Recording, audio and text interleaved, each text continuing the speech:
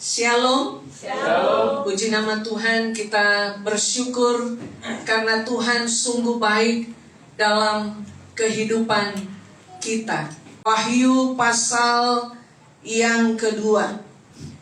Kepada jemaat di Pergamus, dan tuliskanlah kepada malaikat di Pergamus, inilah firman Dia yang memakai pedang yang tajam dan bermata dua.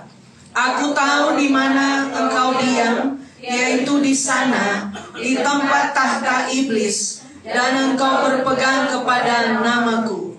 Dan engkau tidak menyangkal imanmu kepadaku, juga tidak pada Zaman Antipas saksiku, dan setia kepadaku, yang dibunuh di hadapan kamu, di mana iblis diam.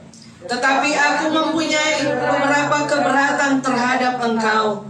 Di antaramu ada beberapa orang yang menganut ajaran Bileam, yang memberi nasihat kepada Balak untuk menyesatkan orang Israel, supaya mereka makan persembahan berhala dan berbuat zina. Demikian juga ada padamu orang-orang yang berpegang kepada ajaran pengikut Nikolaus. Sebab itu bertobatlah, jika tidak demikian aku akan segera datang kepadamu, dan aku akan memerangi mereka dengan pedang yang di mulutku ini. Siapa bertelinga, hendaklah ia mendengarkan apa yang dikatakan Roh kepada jemaat-jemaat. Barang siapa menang, kepadanya akan kuberikan dari mana yang tersembunyi, dan aku akan mengaruniakan kepadanya batu putih, yang di atasnya tertulis nama baru, yang tidak diketahui oleh siapapun selain oleh yang menerimanya. Amin. Silakan duduk Bapak Ibu.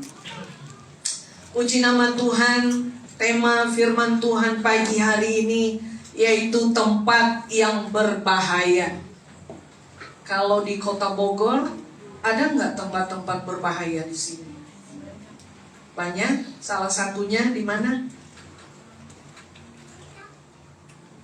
Tempat-tempat yang berbahaya. Contohnya, kenapa berbahaya di sana? Di sana ada ular piton yang sangat besar. Contohnya seperti itu. Nah, tempat yang paling berbahaya, saudaraku yang kekasih, jemaat di Pergamus atau kota Pergamus ini terletak di 88 km di sebelah utara kota Smyrna yang bulan lalu kita sudah membahasnya. Pergamus adalah ibu kota provinsi Asia Kecil pada zaman penjajahan Romawi saat itu. Di Pergamus bisa ditemukan banyak penyembahan kepada para dewa. Ya, dewa Zeus, dewa Dionysius, Asklepios. Nah, di sana banyak tempat-tempat penyembahan. Di sekitar orang-orang yang juga di sana ada anak-anak Tuhan. Kemarin di ibadah youth kami membahas soal dosa. Supaya ini clear untuk kita mengerti, karena ada beberapa pemahaman-pemahaman yang salah tentang dosa.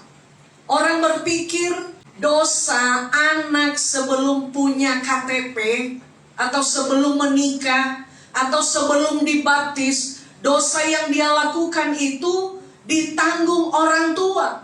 Saya mau jelaskan pagi hari ini dengan firman Tuhan, itu salah besar. Dan kenapa itu kita tahu selama ini? Kenapa itu terpengaruh dalam pikiran kita?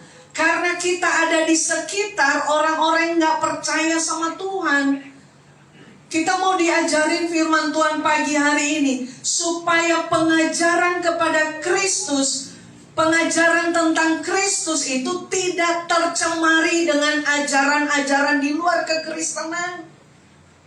Dan semalam atau kemarin saya sudah jelaskan sama anak-anak youth, bahwa jangan kalian berpikiran bahwa dosa kalian sebelum menikah, sebelum dibaptis, sebelum punya KTP orang tuamu yang nanggung, enggak.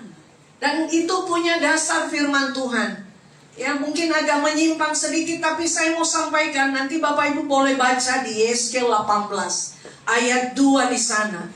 Ya, masakan bapak-bapak yang makan buah yang asam, orang lain yang nanggung ngilunya. Nggak mungkin kan? Itu artinya bahwa kalau kita yang berbuat dosa, nggak mungkin orang lain yang menanggung. Jadi anak-anak, ya, mereka, apa yang mereka perbuat, mereka menanggung dosa itu. Dan itu sebabnya orang membutuhkan keselamatan daripada Tuhan, perlu mengambil keputusan untuk sungguh-sungguh kepada Tuhan. Kenapa ada kalimat-kalimat seperti itu? Itu adalah ajaran di luar Kristen, agama di luar sana. Mereka katakan bahwa anak yang sebelum usia 18 tahun, maka dosa yang dia buat itu ditanggung sama orang tuanya. Enak banget. Jadi anak-anak yang usia 15-14 tahun lalu yang membunuh, ya, yang menabrak orang tuanya yang nanggung. Itu salah besar. Apa yang kau buat itu engkau akan diminta pertanggungan jawab oleh Tuhan. Ini clear hari ini. Saya mau sampaikan clear untuk jemaat El Shaddai. Jangan lagi berpikiran, oh iya saya belum mau sungguh-sungguh sama Tuhan, biar apa yang saya buat orang tua saya yang nanggung. Itu salah. Dan ini tercemar semua pengajaran kekristenan, karena memang kita nggak bisa juga melarang. Kita setiap saat kita mendengar pengajaran-pengajaran di luar sana. Ini adalah hal yang sedang dialami saat itu oleh jemaat-jemaat yang ada di kota Pergamus. Mereka ada di sekitar orang-orang yang menyembah kepada berhala. Orang-orang yang tidak percaya kepada Tuhan. Orang-orang yang mempersembahkan, bahkan yang memberi penghormatan kepada kaisar. Karena kaisar saat itu dianggap sebagai Tuhan. Mereka diuji iman mereka kepada Tuhan. Orang-orang saat itu datang menyembah kepada dewa-dewanya. Dan Bapak Ibu serta saudara supaya tahu bahwa ada seorang raja yang terkenal saat itu membangun altar untuk menyembah kepada dewa Zeus. Tapi ada satu nama dewa yang sangat terkenal saat itu, yaitu dewa Asklepios. Dewa Asklepios ini dia terkenal karena dia merupakan dewa yang dapat menyembuhkan orang sakit. Jadi orang-orang yang sakit saat itu mencari untuk datang di sana berbondong-bondong ke tempat itu supaya mereka disembuhkan. Apalagi mereka yang mungkin bertahun-tahun sakitnya tidak baik-baik, sudah didoakan di gereja, mungkin belum dapat jamahan Tuhan, kesembuhan belum terjadi atas hidupnya, maka mereka datang ke tempat itu. Tapi saudara yang kekasih, ada aturan yang sangat ketat di Pergamus. Pemerintah saat itu memberi sebuah peringatan bahwa semua penduduk Pergamus, kota Pergamus, harus datang setiap kali mereka melewati patung dewa Zeus itu, ya, yang ada di sana. Maka contohnya, setiap kali Bapak Ibu keluar rumah, Bapak Ibu harus pergi di depan altar penyembahan kepada dewa itu dan katakan begini: Tuanku Kaisar, Kurios Kaisar. Dan itu bukan dalam hati, Bapak Ibu harus bersuara. Bayangkan harus bersuara. Itu aturan mainnya. Dan tidak boleh tidak. Nah, jemaat-jemaat di Pergamus ini, mereka ada di lingkungan orang-orang yang menyembah kepada berhala. Di kota Bogor banyak tempat-tempat, tapi belum dijadikan sebagai hukum bahwa kita wajib menyembah ke sana. Kita masih bebas. Kita masih bebas datang beribadah. Kita bawa Alkitab, kita masih bebas. Kita belum seperti di kota Pergamus yang dilarang. Sebab siapa yang datang atau pergi dan tidak menyembah kepada kaisar, patung kaisar, taruhannya adalah nyawa. Dan itu diperhadapkan kepada jemaat Kristen saat itu yang ada di kota Pergamus. Bagaimana sikap mereka? Nah, kita lihat di ayat yang ke-13. Tuhan berkata begini. 12. Dan tuliskanlah kepada malaikat jemaat di Pergamus. Inilah firman Dia yang memakai pedang yang tajam dan bermata dua. Aku tahu di mana engkau diam, yaitu di sana, di tempat tahta iblis. Tahta iblis ini adalah sinonim dari sesuatu hal yang ingin mempertegaskan bahwa ada penguasa yang punya power saat itu, yang tidak bisa dilanggar aturan main di sebuah kota, khususnya di kota Pergamus saat itu. Tuhan juga tahu di mana kita ada. Tuhan itu tahu persoalan apa yang kita hadapi. Tuhan bilang, engkau ada di sana, di tempat tahta iblis, tetapi aku ada di sana menolong kalian, memberi kekuatan. Itu yang Tuhan sampaikan kepada jemaat Kristus yang ada di Pergamus saat itu.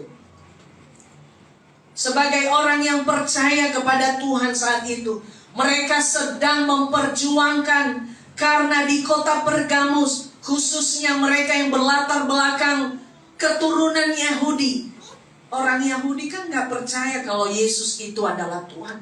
Ini sebuah pergulatan batin. Dari satu sisi, orang-orang hamba-hamba Tuhan yang melayani jemaat di Pergamus saat itu, mereka dengan meyakinkan orang-orang yang baru mau belajar siapa itu Yesus, khususnya orang Yahudi. Tapi di satu sisi ada aturan yang berlaku bahwa kaisar itu adalah Tuhan.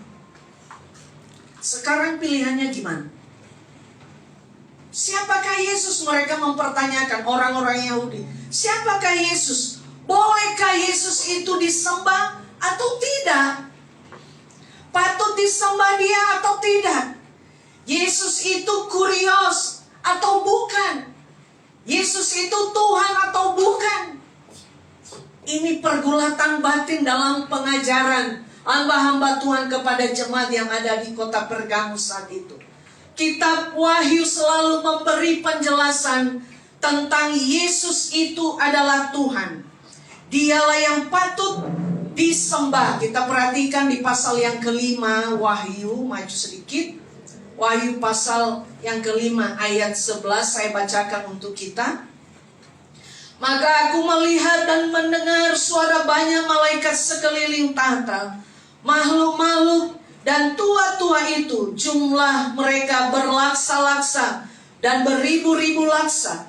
Katanya dengan suara nyaring, anak domba yang disembelih itu layak untuk menerima apa? Kuasa dan kekayaan dan hikmat dan kekuatan dan hormat dan kemuliaan dan puji-pujian. Dan aku mendengar semua makhluk yang di sorga dan yang di bumi dan yang di bawah bumi dan yang di laut dan semua yang ada di dalamnya berkata, bagi Dia, maksudnya Yesus, bagi Dia yang duduk di atas tahta dan bagi anak domba adalah puji-pujian dan hormat dan kemuliaan dan kuasa sampai selama-lamanya. Dan keempat makhluk itu berkata, amin. Dan tua-tua itu jatuh tersungkur dan menyembah. Siapakah ini selain daripada Yesus Kristus? Ini adalah Yesus. Dan ini menjadi sebuah penegasan kepada orang-orang Yahudi saat itu, bahwa Yesus itu layak disembah, bukan kaisar. Karena Yesus itu adalah Tuhan. Dan semua makhluk, bahkan dikatakan para tua-tua itu mengambil mahkotanya dan melemparkan tersungkur di bawah kaki Yesus. memperjelas bahwa Yesus itu adalah Tuhan. Yesus tidak perlu diperagukan. Saudara yang kekasih, jauh sebelum ada agama-agama lain, kekristenan itu sudah teruji berabad-abad. Jadi kalau ada agama di luar kekristenan, mulai katakan Yesus itu bukan Tuhan, perlu dipertanyakan. Karena masa iya sudah masuk dalam sejarah bahwa Yesus itu adalah Tuhan. Ada sejarahnya, bahkan ada catatannya. Orang-orang mengakuinya. Tiba-tiba ada agama baru setelah beberapa abad dan katakan Yesus itu bukan Tuhan. Bahkan Yesus mati, yang disalib itu bukan Yesus, tapi diserupakan dengan Dia. Saksinya siapa? Contohnya ini mah ya, saya lahir tahun 70-an, terus ini anak-anak youth ini baru lahir tahun 2010 ke atas bilanglah.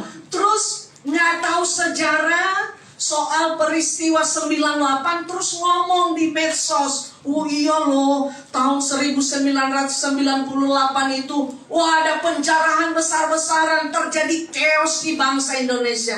Lu nggak ada saat itu. Jadi dengar cerita dari orang-orang yang sudah lahir saat itu clear.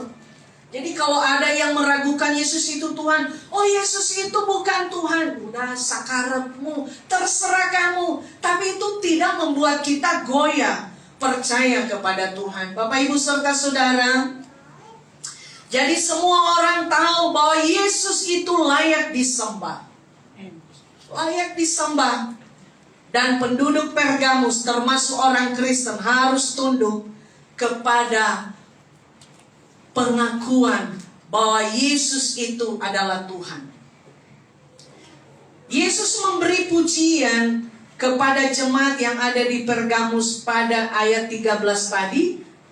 Aku tahu di mana engkau diam, di sana di tempat tahta iblis, dan engkau berpegang kepada namaku. Engkau tidak menyangkal imanmu kepadaku, juga tidak pada Saman Antipas saksiku yang setia kepadaku, yang dibunuh di hadapan kamu, di mana iblis diam. Perhatikan baik Bapak Ibu. Allah memberikan pujian kepada orang-orang yang setia kepada Tuhan. Sekalipun banyak tantangan, banyak rintangan yang dihadapi, tapi saat kita bertahan menghadapi itu, di sanalah kita akan mendapat kemenangan yang dari Tuhan. Karena apa? Tuhan menyertai kita. Tuhan yang memampukan kita menghadapi itu. Aku tahu kamu ada di sana, di tempat tahtanya iblis. Ini adalah sindiran-sindiran kepada penguasa. Masih ingat pada zaman presiden kedua,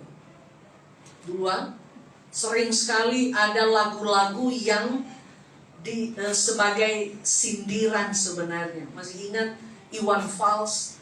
Ya, sampai dia dipenjara Bapak Ibu.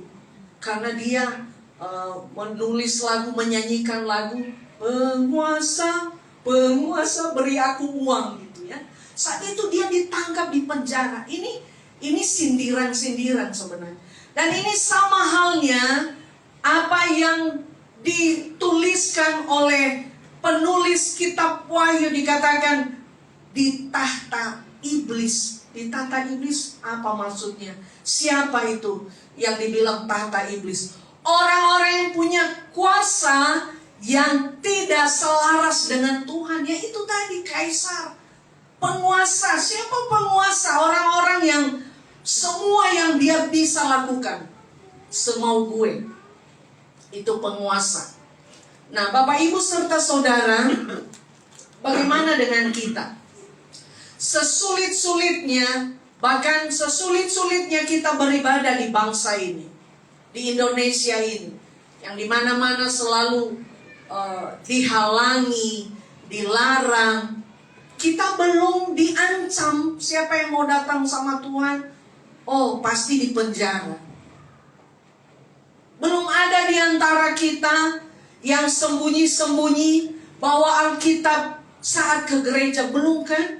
Saya kalau tenteng Alkitab contohnya dari rumah, andai kata jalan kaki, kalau saya bawa Alkitab contohnya begini, belum ada yang nangkap. Sekeras-kerasnya ya penguasa di negara China, orang-orang Kristen di sana masih difasilitasi dengan pengawalan yang ketat memang. Tapi mereka belum dijadikan seperti aturan yang ada di Pergamus ini, bahwa setiap orang harus menyembah kepada kaisar. Tidak boleh tidak. Kalau tidak mau menyembah kepada patung kaisar, maka taruhannya nyawa. Peristiwa itu bukan baru di kota Pergamus, tapi jauh sebelumnya. Kita ingat lagi bagaimana Sadrak, Mesak, dan Abednego hampir sama-sama, Bapak Ibu. Ya, mereka dilarang untuk menyembah Tuhan, dilarang untuk memuji Tuhan, dilarang untuk percaya kepada Tuhan. Tetapi Sadrak, Mesak, dan Abednego berkata, sekalipun Allah kami, bukan berarti Tuhan tidak sanggup.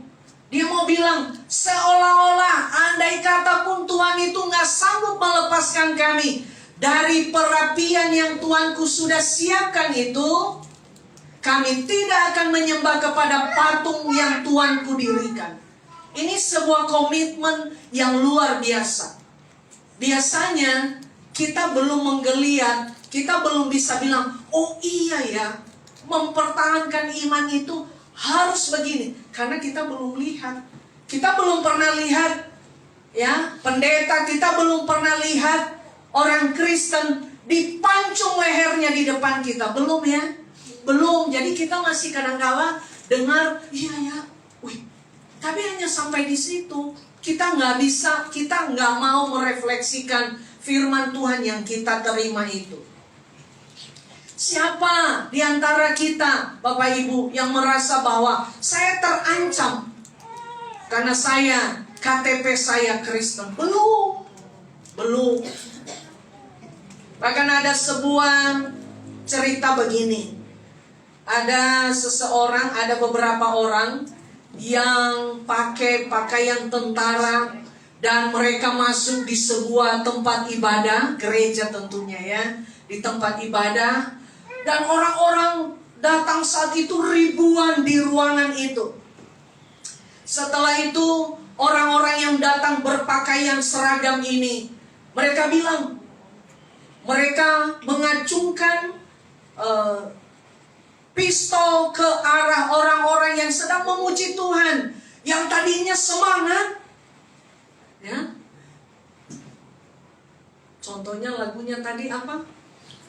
Tuhan baik di dalam hidupku, lagi semangat kan? Orang yang berseragam ini masuk ke ruangan itu, ribuan orang datang. Terus ditodongkan senjata sama mereka. Siapa yang masih mau nyanyi? Siapa yang mau berhenti? Silakan keluar dari ruangan ini. Wah, semua orang berjubel keluar, semua orang-orangnya keluar. Pendetanya juga mau ikut keluar, ditahan sama yang baju seragam itu di dalam. Pak Pendeta, tunggu, tidak boleh keluar.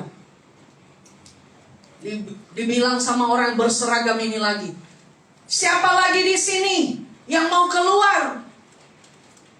Siapa lagi di sini yang mau tetap memuji Tuhan? Udah diarahkan pistol di kepala mereka.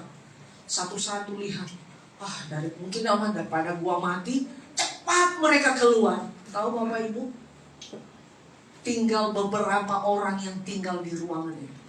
Sekali lagi ini, orang-orang yang berseragam ini bilang begini, kenapa kalian tidak keluar? Kalian mau mati atau bagaimana? Semua pada berlutut.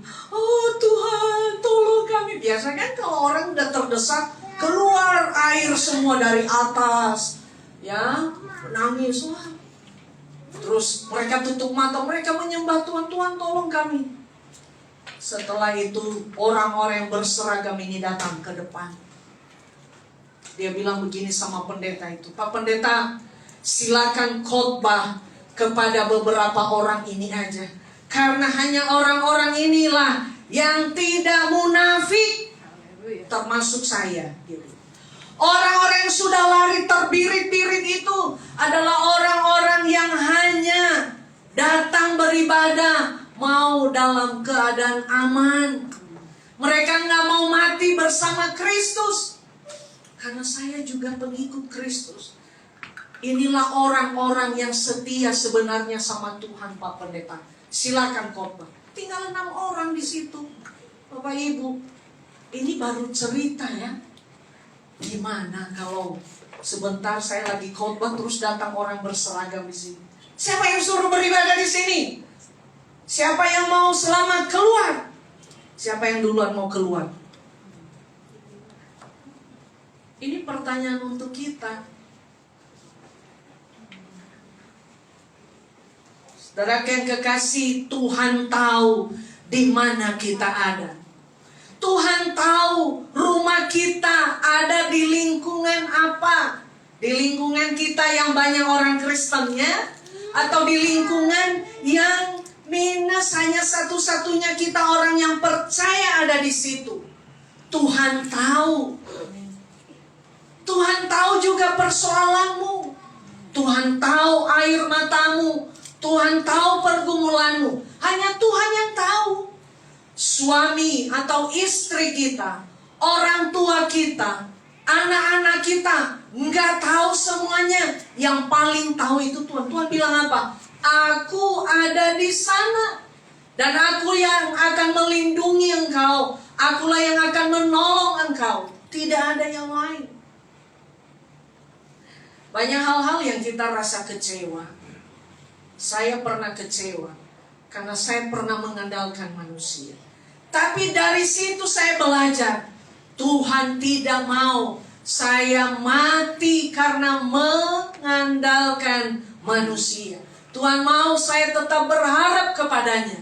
Belajar untuk tidak berharap kepada manusia. Jangan bilang, "Hei saudaraku, orang kaya. Tes pada waktu engkau susah. Dia datang gak ujuk-ujuk ngasih duitnya?" Enggak usah ngarep. Nggak usah ngarep. Berharapnya sama Tuhan. Mungkin kelihatannya pelan, mungkin kelihatannya agak terlambat sedikit, tapi Tuhan bilang, tepat pada waktunya aku akan menolongmu. Yes. Saudara yang kekasih, Tuhan ada di dekatmu saat itu. Ini Tuhan tahu air matamu, Tuhan tahu apa yang sedang engkau gumulkan. Orang-orang di Pergamus mungkin saat itu berpikir, "Tuhan, kami udah gak mampu. Bagaimana ini Tuhan? Kami diperhadapkan untuk menyembah kepada patung Kaisar dan mengakui bahwa dia adalah Tuhan, Kurios, yang ditujukan kepada Kristus, penguasa. Kami udah mau menyerah Tuhan. Udah mau, udah give up lah. Tuhan, gak sanggup kami Tuhan. Udah gak sanggup Tuhan. Mau angkat kepala aja nggak sanggup Tuhan." Tapi Tuhan bilang, "Aku ada di sini. Aku ada di sebelahmu. Aku ada di rumahmu. Aku ada di dekatmu. Asal engkau dapat merasakan bahwa aku ada. Aku Immanuel, aku besertamu." Orang-orang di Pergamus saat itu berpegang kepada namaku. Nama ini menunjuk kepada pribadi Yesus. Mereka percaya sepenuhnya bahwa Yesus yang sanggup menolong mereka. Mereka tidak menyangkal iman mereka. Pada saat Antipas, hamba Tuhan saat itu, Antipas, nabinya Tuhan saat itu, dibunuh. Tahu Bapak Ibu, Antipas itu dibunuh di mana? Tahu nggak? Dia itu dibunuh.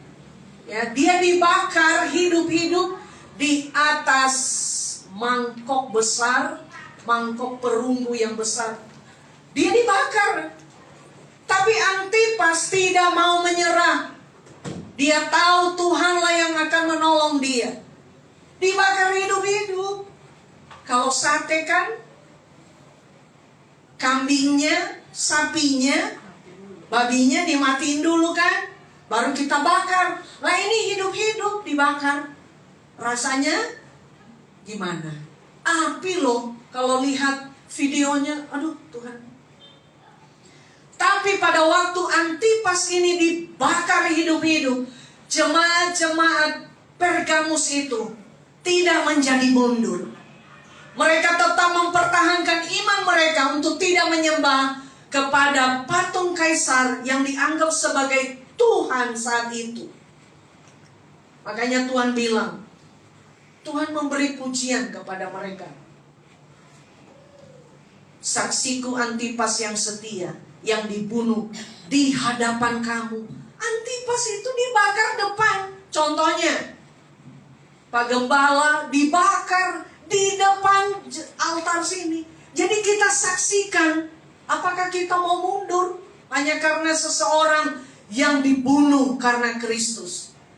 Itu jemaat-jemaat Pergamus itu diperadabkan. Mereka lihat waktu Antipas, hamba Tuhan ini diangkat, dimasukkan di mangkok besar, terus dinyalain api dari bawah. Nggak ada mereka yang keluar. Tapi mereka mempertahankan iman mereka kepada Tuhan. Itu pujian Tuhan kepada jemaat Pergamus. Nah ayat yang ke-14. Di sebuah pujian mengandung juga teguran. Karena Tuhan mengasihi kita. Kita kan suka memuji anak-anak kita ya. Kita suka memuji pasangan kita. Tetapi di balik itu ada saatnya juga kita menegur anak-anak kita. Betul ya. Karena kita mengasihi mereka. Ayat 14 berkata begini. Tetapi aku itu Yesus ya.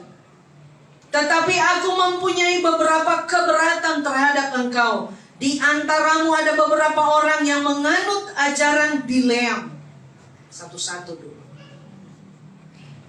Pengajaran Bileam yang memberi nasihat kepada Balak untuk menyesatkan orang Israel supaya mereka makan persembahan berhala dan berbuat zina.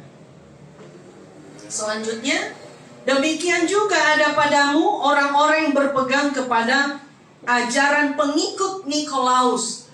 Nah, ada dua pribadi di sini, yaitu Nabi siapa? Bileam, ya, yang disuruh untuk mengutuk orang Israel, tapi nggak bisa dia ngutuk. Gitu. Kenapa? Bileam ini nabi loh. Saya mau kasih tahu dia nabi. Dia hamba Tuhan. Disogok sama raja siapa? Balak. Dikasih duit. Menyesatkan.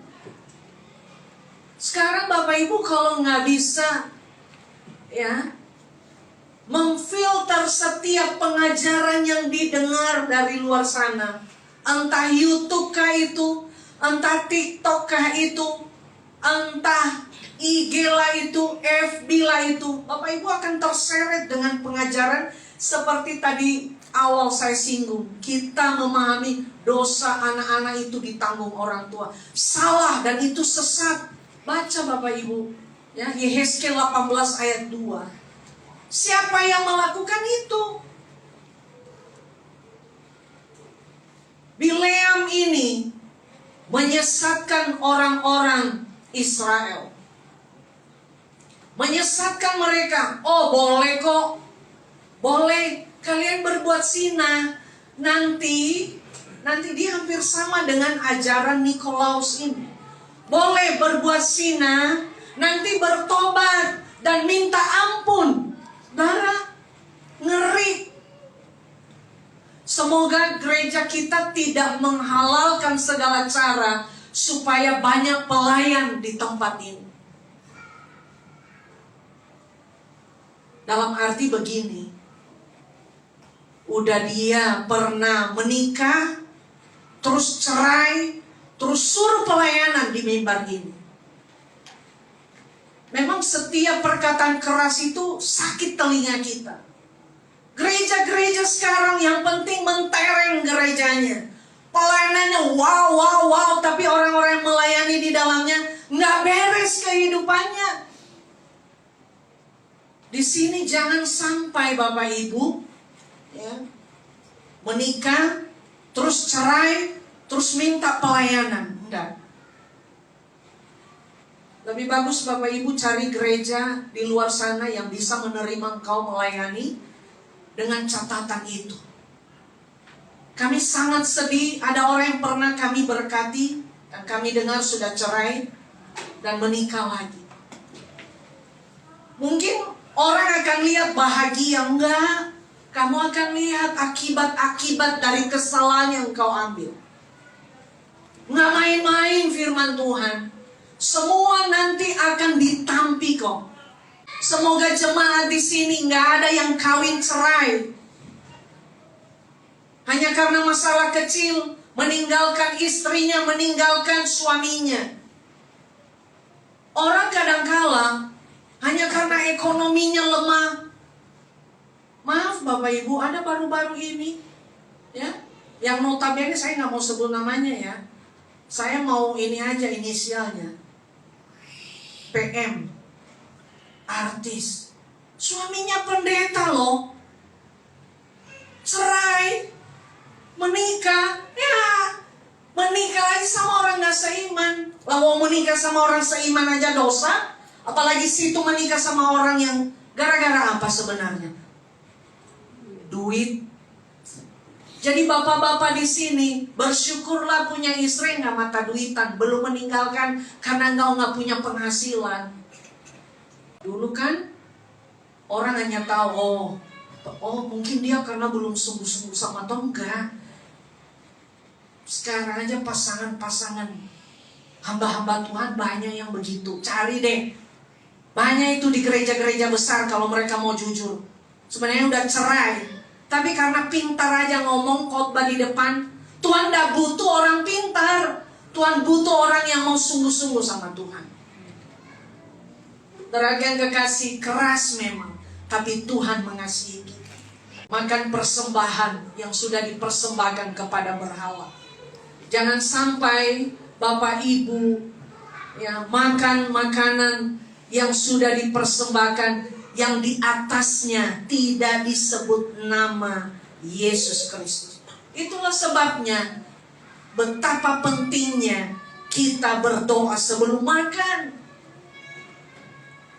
Kemarin juga di Youth kami bahas, siapa di sini yang suka makan bakso? Bukan nggak berarti nggak boleh, boleh. Wong saya suka.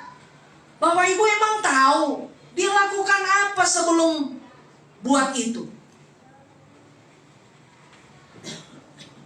Apa mau cari bakso yang anak Tuhan plus pendeta? Saya kalau pintar juga bikin bakso, saya pasti jualan, tapi nggak bisa. Pentingnya berdoa. Makan makanan yang dipersembahkan kepada berhala itu tidak akan jadi sehat dalam tubuhmu. Malah itu akan merusak tubuh kita. Tuhan tidak suka itu. Tuhan tidak suka itu. Tuhan tidak mau kita campur-campur ajaran-ajaran dari luar dengan alasan bertoleransi. Ada toleransi yang selalu kita buat untuk membenarkan diri. Kita bertoleransi. Ada seseorang yang saya tegur. Nah, saya pernah melihat keluarganya mungkin tidak semua mengenal kepada Tuhan, masih pegang sesuatu. Ini maaf, ini yang berlatar belakang dari keluarga yang agama seberang, masih pegang dengan alasan hanya gini kok. Bapak Ibu jangan main-main loh. Saya udah tegur seseorang, saya bilang, kamu udah melayani Tuhan. Buktinya keluarganya yang lain aja gak mau. Kenapa sih itu mau? Gak heran hidup kita kadangkala macet-macet sama Tuhan. Toleransi kita itu harus jelas. Gak boleh kita membabi buta, mencampur adukan pengajaran Kristen, pengajaran Kristus yang benar dengan pengajaran-pengajaran di luar sana. Jangan kita mengadopsi. Bapak Ibu, hati-hati untuk bertoleransi dengan kepercayaan-kepercayaan yang lain. Jangan sampai itu mengkhamirkan pengajaran yang sudah murni kamu terima. Jemaat di Pergamus, mereka tetap berpegang teguh kepada firman Tuhan. Ada beberapa, Tuhan mau bilang begini, dari sekian yang hadir, tapi ada beberapa, berarti nggak semua ya. Ada beberapa. Nah, yang beberapa ini Tuhan memberi teguran supaya mereka tidak lagi menyakiti hati Tuhan. Sikap kita itu bisa menyakiti hati Tuhan. Ayat yang ke-16 dulu. Sebab itu bertobatlah. Jika tidak demikian, aku akan segera datang kepadamu, dan aku akan memerangi mereka dengan pedang yang di mulutku ini. Siapa bertelinga hendaklah ia mendengar apa yang dikatakan Roh kepada jemaat-jemaat. Barang siapa menang, kepadanya akan kuberikan mana yang tersembunyi, dan aku akan mengaruniakan kepadanya batu putih yang di atasnya tertulis nama baru, yang tidak diketahui oleh siapapun selain oleh yang menerimanya. Tuhan mengingatkan kepada jemaat di Pergamus dan kita pagi hari ini. Kalau kita ada mengadopsi ajaran-ajaran di luar sana. Bahkan mungkin ajaran-ajaran leluhur kita tanpa kita sadari. Kita masih suka kepada orang pintar. Tuhan mau bilang bertobatlah. Seperti orang-orang penduduk di Pergamus yang karena tahu ada dewa penyembuh di sana, mereka datang. Saya suka lihat nanti bulan pas hari raya yang lain, suka ada makanan. Wah, jangan sampai Bapak Ibu ada di sana. Jangan sampai Bapak Ibu bawa karung ya. Bawa karung, ambil. Engkau tidak akan menjadi kaya saat engkau memakan itu. Dan engkau juga tidak akan menjadi miskin karena tidak mengambil itu. Tapi lebih menghormati Tuhan. Tuhanku sanggup mencukupkan apa yang aku perlukan hari ini. Amin. Itu janji Tuhan. Tapi yang pertama Tuhan perintahkan bertobat. Bertobat itu apa? Menyadari Tuhan, iya ya, saya salah Tuhan. Tapi mau berbalik kepada Tuhan. Dari jalan yang salah kepada jalan yang benar. Tuhan bilang, bila tidak bertobat, aku akan memerangi dengan pedang di mulutku ini. Artinya pedang itu apa? Dengan ucapan Tuhan yang keras itu, pedang itu kan membunuh ya. Dipergunakan untuk membunuh. Nah, kalau Tuhan sampai memerangi orang dengan cara Tuhan, ya, membunuh kita, membunuh dalam arti Tuhan akan lindungi kita, Tuhan akan membiarkan kita. Membiarkan kita bahkan sampai kehidupan kekal tidak menjadi milik kita. Itulah cara Tuhan menghukum orang yang tidak mau bertobat. Mungkin kita bilang, aku bagaimana bertobat? Nggak ada yang memberitahukan. Makanya kalau saya orangnya, kalau sesuatu hal yang nggak benar, saya pasti akan ngomong. Saya tahu mungkin itu berat bagi dia yang mendengar. Tapi saya tahu Tuhan juga bisa membuat hatinya terbuka untuk menerima. Nggak usah kita takut menyatakan kalau itu salah Bapak Ibu. Karena sama halnya kita kompromi. Kita kompromi dengan hal-hal yang dibuat orang. Kompromi dengan cara menyakiti hati Tuhan. Saya tidak mau. Kecuali kalau saya nggak ngelihat. Kecuali kalau saya hanya mendengar, oh si Anu begini. Oh, saya kan belum lihat. Kalau saya lihat, saya pasti ngomong. Saudara yang kekasih, janji Tuhan apa? Setelah kita bertobat, dia katakan, barang siapa yang menang? Siapa yang menang? Yang menang adalah orang-orang yang ikut dalam pertandingan. Orang-orang yang ada di lingkungan yang enggak senyaman yang diharapkan. Jemaat di Pergamus, mereka ada di lingkungan orang yang enggak percaya kepada Tuhan. Bahkan mendewakan kaisar saat itu. Tetapi Tuhan bilang, kamu yang bertahan dalam imanmu, itulah yang disebut pemenang. Pemenang. Tuhan akan memberikan dia mana. roti yang hidup dari sorga, yaitu firman Allah, air kehidupan dari sorga yang akan mengalir dalam kehidupan orang tersebut. Dan Tuhan akan memberikan nama kepada orang yang berkemenangan itu. Nama itu nggak ada yang bisa baca, nggak bisa lihat, tapi yang hanya bisa baca itu, yang bisa lihat orang yang diberi nama itu. Artinya apa? Yang menerima, yang merasakan pertolongan itu hanya orang-orang yang sungguh-sungguh kepada Tuhan. Biarlah firman Tuhan pagi hari ini akan mengingatkan kita, akan membuat kita semakin sungguh-sungguh kepada Tuhan. Ada tempat-tempat yang berbahaya dalam kehidupan kerohanian kita, lingkungan yang berbahaya. Jangan sampai menyeret iman murni kita kepada Tuhan. Seperti pujian tadi katakan, biarlah hidup kami dimurnikan oleh Tuhan.